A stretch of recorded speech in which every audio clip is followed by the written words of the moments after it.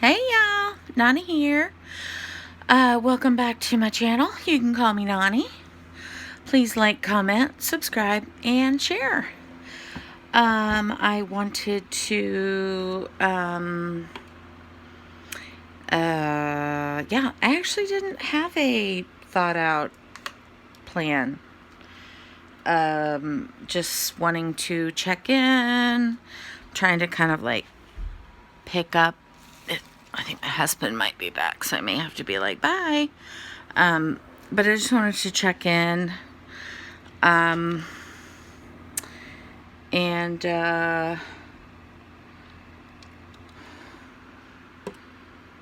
God, I'm having so many, like, the brain fog is real, I think, because the job. Oh, just like check in and talk about a quick update on my life, which isn't, I mean, not much has changed. I have a job, and I'm such a blessing. I'm very thankful for. It's sales. Sales isn't necessarily something I wanted to go back into. It's not the greatest passion of my life. Taking care of people is, like, even if it's just, customer service, I consider that taking care of people, giving them the best customer service, they've ever had. And making 150 calls a day to people that aren't always thrilled to hear from you isn't, like, it's not the dream job, but great insurance, great company, great people. So I can't complain there.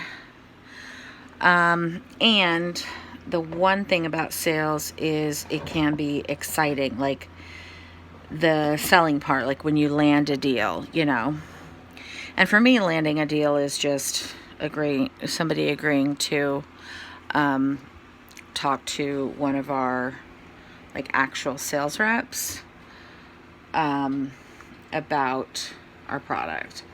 So that's the deal. And I've done that 4 times already this month, which is pretty good, considering I've had a few IT issues, and I don't make as many calls as everyone else because I'm very, like I said, customer-centric, and so, like, I leave a lot of really detailed notes.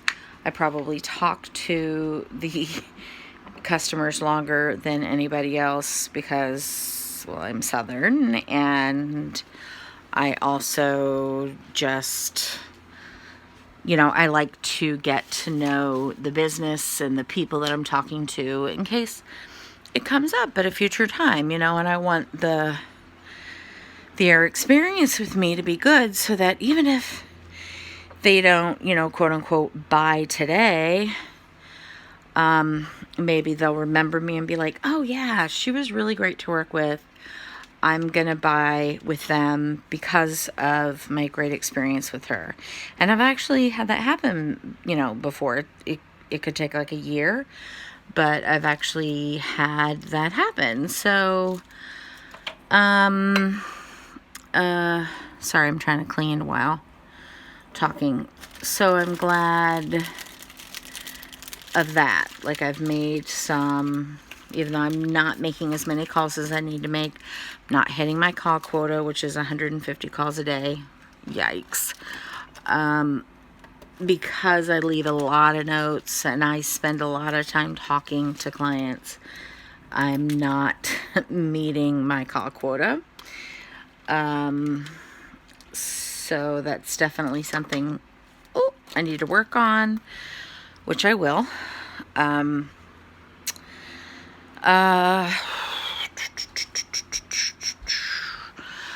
haven't been feeling that bad. My lower back is still hurting me, but I was just telling Cal the other day, like, I had a pretty bad day the other day. Like, my legs were just killing me. Everything was just like, like I had the flu. Felt like I had the flu. I didn't. But, today I felt pretty good.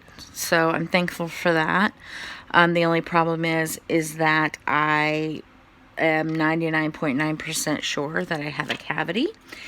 And I think you guys should be well aware by now. If you're not, if you're new, I am absolutely terrified of the dentist. And when I say terrified of the dentist, it's like if you were to have a serial killer chasing after you. It's that kind of fear. It's irrational, I know, but I do believe it's 100% caused by my childhood sexual abuse. It's basically just having to lay very, very still while someone is hurting you, and you can't speak, right? Because they're fooling around in your mouth. All you can do is like make noises that are like, ah. So there's always I always have to take a lot of Xanax, and it's not cute. It's not fun. It's not pretty for anybody that has to put up with it, which is usually my husband, the poor man. So that appointment is on the 20th, which I am dreading. And that's just the checkup. That's just to go in and see, okay, does she have a cavity? Because it could be the small fiber neuropathy. It could be trigeminal neuropathy. I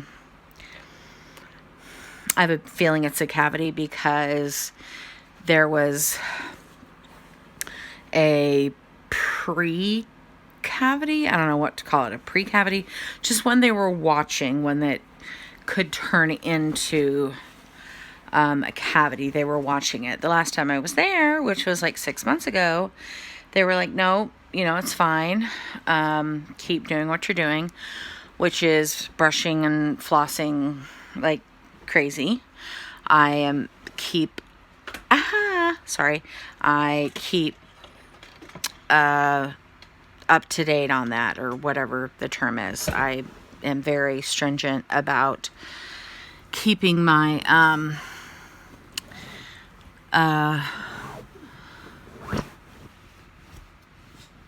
teeth brushed and my teeth flossed and my mouth clean, because of my dry mouth and all of that. So I'm doing the best I can, but I still have a cavity, and I think I might have more than one. Also, it hurts when I chew on it. In the past, holding this up is killing my back. In the past, pain while chewing has indicated a cracked tooth. So I think it is also cracked, which means a crown, which means probably a root canal, which means I'm going to have it pulled. So I will have this tooth gone. This was just because I never developed a permanent tooth. It was a baby, and it stayed there in my mouth till I was like 45, and then it just started turning gray, and then it fell out. I'm like, could none of these dentists tell me before that, hey, you have a baby tooth, let's go ahead and yank her and get an implant or something done? No, they didn't. So I will end up getting it yanked, and I really need to work on getting implants. I just don't know how that's going to work because I don't have any money, so I will probably have to borrow from my 401k, and the healing from that, like, it's a new job, so I just don't feel comfortable taking all the time off that it would require for me to have something like that done. Like that would be major oral surgery. The last time I had just a root canal, it took me, it felt like 6 months. I mean, obviously I still worked, but the pain of it, it was so uncomfortable. I can't even describe to you how bad it felt. And it could, again, just be from the small fiber neuropathy. But it was so painful. And I would cry. Like, it felt like a baby crying over a thing. Sorry. What do you call it?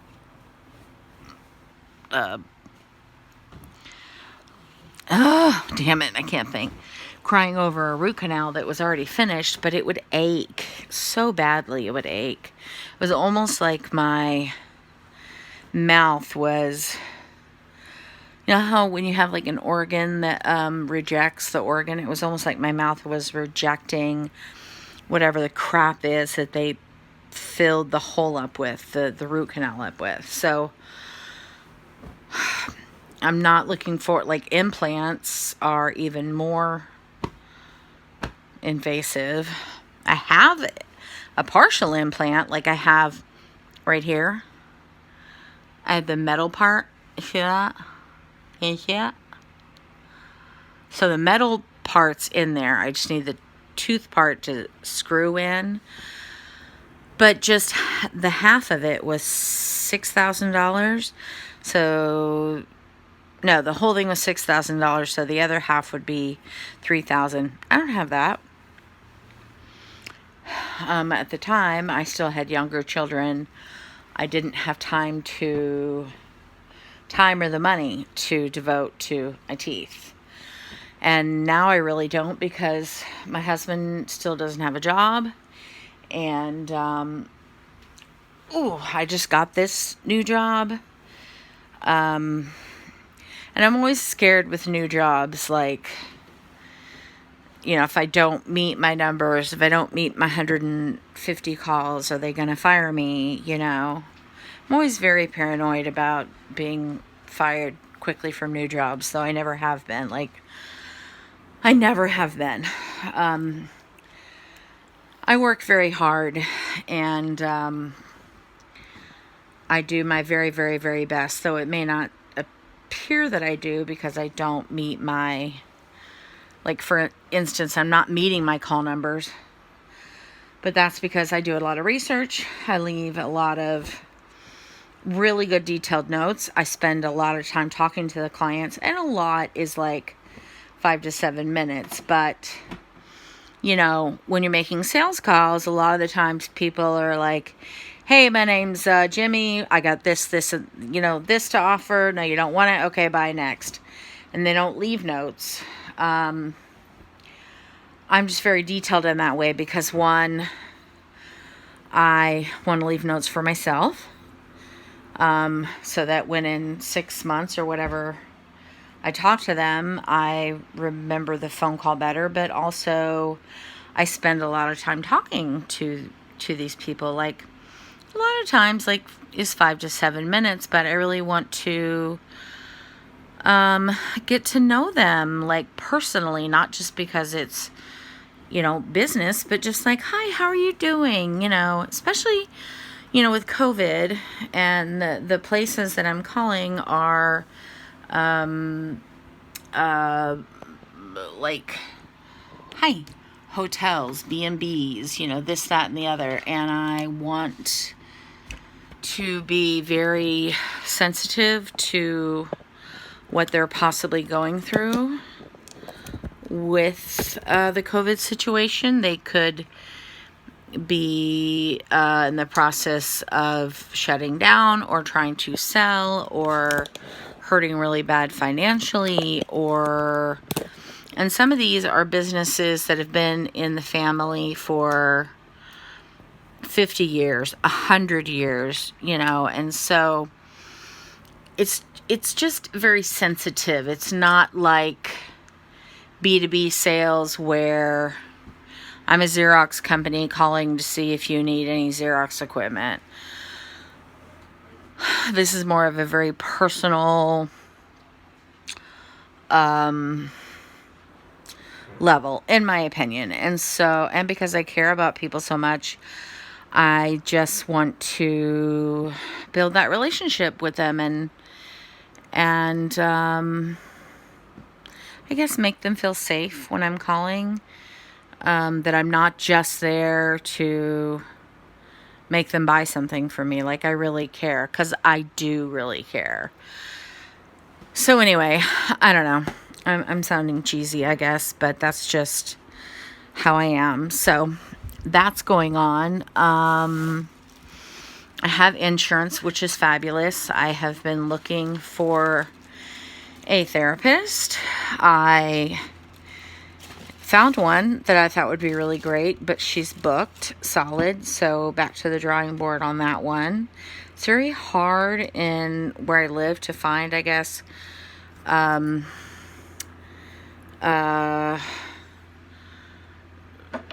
therapists that are specialize in childhood sexual abuse, and that's really what I want to find a specialist in. It's very important to me. I really want to focus on myself and my healing. I feel like it will help me heal mentally, and when I heal mentally, I will heal better physically. I am, for whatever reason, I'm definitely not complaining, feeling better physically. I still have a lot of pain, like my back hurts, and there are days where my legs hurt and I feel, not so great. But I can honestly say I used to cry every single day. Oh, I gotta unplug my thing, sorry. I used to cry every single day from just feeling like doo-doo every day, and just being sick of feeling like doo-doo every day. So, and then the drive to work and the drive home was absolutely terrifying, again, because of my sense of perception, because of the illness and blah, blah, blah. So, sorry, I have to get my heating pad. So, because I'm working from home, I really do believe that has helped me so much with my illness. So if you have the opportunity to do that, I suggest you do it. If you've been at your company for a year, I don't even know if you have to wait a year for that, and I may have already mentioned this before, but again, if you're new here, call the ADA,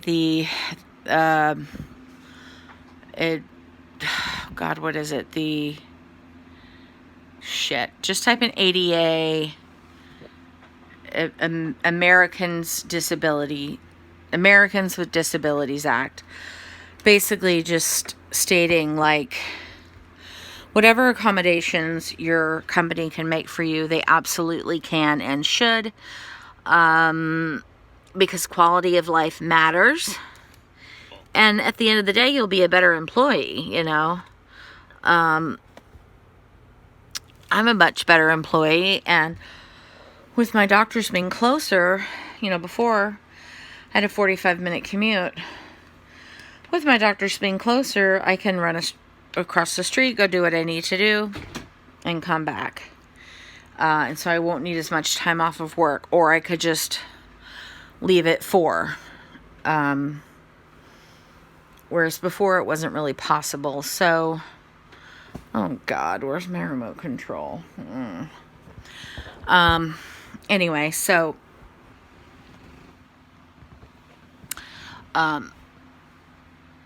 that's been going on.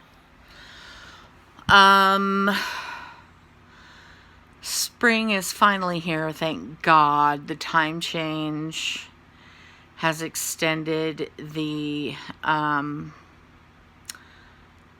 daylight, which I love. I do think I suffer from, what's that thing where it's seasonal disaffective disorder? Like, even though I love Christmas and I love fall, and that gives me such joy, like after January, I'm just like, bleh. So from January, February, a lot of March until the time change. So for a good 3 months, I'm just emotionally like not good, you know. I got to have my first sleepover with Hopper, which was so magical. Oh my God, I love her. Oh, she's so cute. And of course with Henry, Hippo. I love being a grandparent. Oh my God, there's nothing better. I mean, obviously being a mom, but being a grandparent, there's just something about it that is so, it's like you get to do parenting over again and do it right. But also you don't have to put up with their bullshit 100% of the time. You know what I mean? Yeah. It's because, you know, you make a lot of mistakes when you're a parent. Like, I think I was a really good parent. I really do. But there's some choices that I made that I wish I wouldn't have made. And one of these days I'll talk about them. If you have any specific questions for me, please feel free to ask. I have 4 children, one in their 30s, 2 late 20s, and then 1 who's 23. That's my baby girl. That's Bailey, who was in the videos. Then we took her out because she just wasn't feeling comfortable, but she doesn't mind me talking about her. So, what else is going on? I am reorganizing my tarot collection. It has gotten out of control, and I just ordered some more. I just love looking at them. It's not even about reading them, but some of the art is just so beautiful, and it makes me just feel things. And so I just got a new deck today. And I have a sound bowl, a singing bowl that Caleb, my girlfriend's son, let me borrow, and I had a tiny one that I swapped with him, because having a big bowl and doing the sound is so like, it's just like, boom. I don't know. It's hard to explain. When I get better at it, I might do it for you, like put you on a thing, and you know, a stand, and do it for you. Anyway, my Kelly Welly Jelly Bear is home, so I'm gonna let you go. But I just wanted to pop in and say hello since it's been a minute, and I will be back because I have a whole I found my circle notebook, and I have a whole thing, topics that I want to discuss. So, God, I wish I had an upper lip. It's really upsetting. Anyway. All right, guys. I'll talk to you later. I hope you have a beautiful day. Mwah! Bye.